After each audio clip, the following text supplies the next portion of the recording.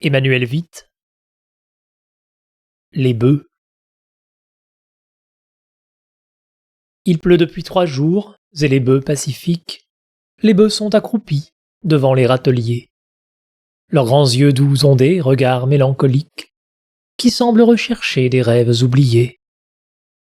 Ont-ils par atavisme, en leurs âmes moroses, entrevu la lueur vague des jours anciens, où leurs pères vivaient dans des apothéoses, grisés des lourds parfums des trépieds assyriens? Non, les bœufs de chez nous n'ont nulle souvenance des rites solennels de Thèbes et d'Assur, et c'est au champ que vont les rêves qu'en silence ils élaborent sous leur crâne large et dur. Car les bœufs ont l'amour de la tâche féconde que leur race accomplit depuis des milliers d'ans, et qu'elle accomplira jusqu'à la fin du monde, sous les brumes d'automne ou les soleils ardents.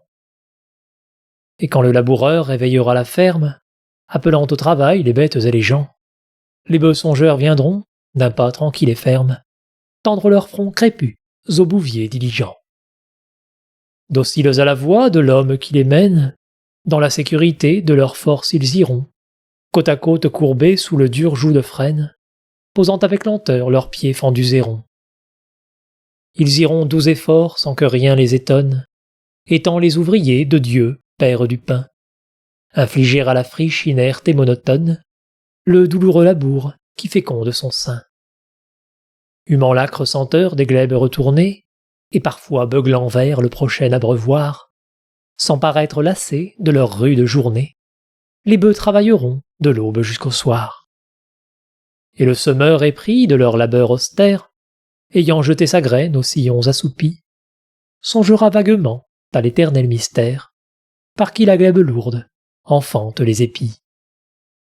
Puis joyeux, supputant déjà ses blés en grange, le soir devant les nappes rouges du couchant, croira voir je ne sais quelle moisson étrange qu'un laboureur du ciel récolte dans son champ.